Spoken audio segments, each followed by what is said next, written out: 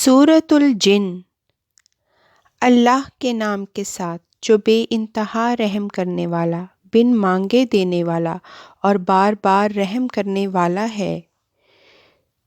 تو کہہ دے میری طرف وحی کیا گیا ہے کہ جنوں کی ایک جماعت نے قرآن کو توجہ سے سنا تو انہوں نے کہا یقیناً ہم نے ایک عجیب قرآن سنا ہے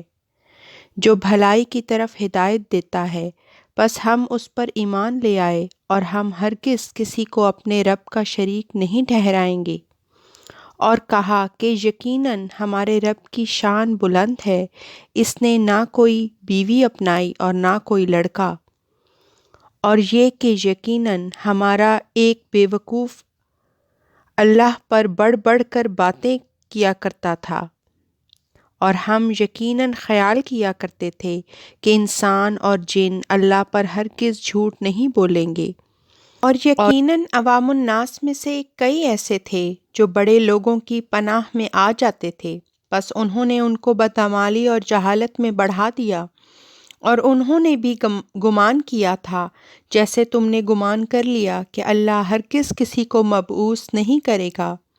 اور یقیناً ہم نے آسمان کو ٹٹولا تو اسے کڑے محافظوں اور آگ کے شعلوں سے بھرا ہوا پایا، اور یقیناً ہم سننے کی خاطر اس کی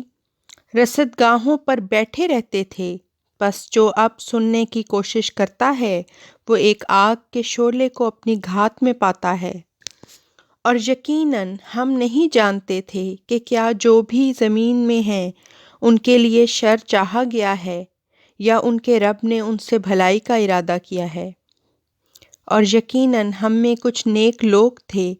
اور کچھ ہم میں سے ان کے علاوہ بھی تھے، ہم طرح طرح کے ملکوں میں بٹے ہوئے تھے، اور ضرور ہم نے یقین کر لیا تھا کہ ہم ہرگز اللہ کو زمین میں عاجز نہیں کر سکیں گے اور ہم اس سے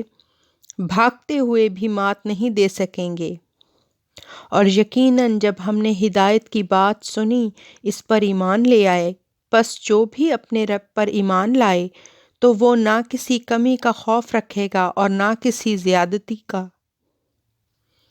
اور یقیناً ہم میں سے فرما بردار بھی تھے اور ہم ہی میں سے ظلم کرنے والے بھی، پس جس نے بھی فرما برداری کی تو یہی ہیں وہ جنہوں نے ہدایت کی جستجو کی، اور وہ جو ظالم تھے تو وہ جہنم کا ایندھن بن گئے، اور اگر وہ صحیح مسلک پر استقامت دکھاتے تو ہم انہیں ضرور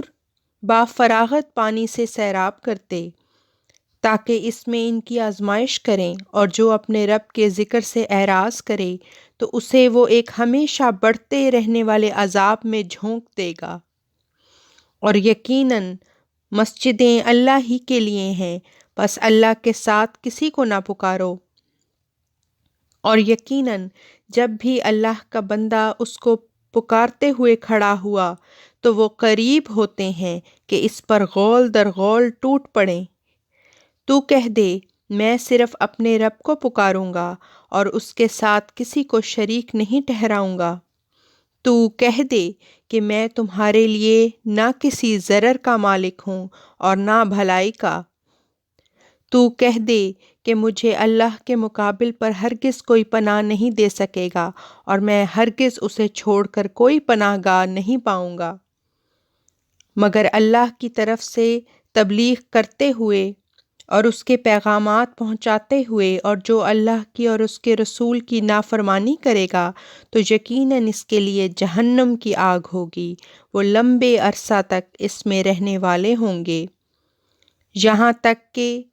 جب وہ اسے دیکھ لیں گے جس سے انہیں ڈرایا جاتا ہے تو وہ ضرور جان لیں گے کہ بحیثیت مددگار کون سب سے زیادہ کمزور تھا اور نفری میں سب سے زیادہ تھوڑا تھا۔ تو کہہ دے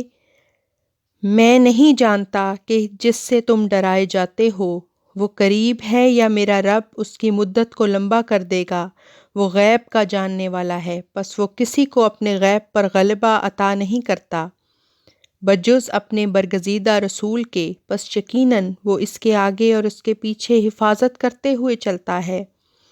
تاکہ وہ معلوم کر لے کہ وہ اپنے رب کے پیغامات خوب وضاحت کے ساتھ پہنچا چکے ہیں، اور وہ اس کا احاطہ کیے ہوئے ہے جو ان کے پاس ہے، اور اس نے ہر چیز کا گنتی کے لحاظ سے شمار کر رکھا ہے۔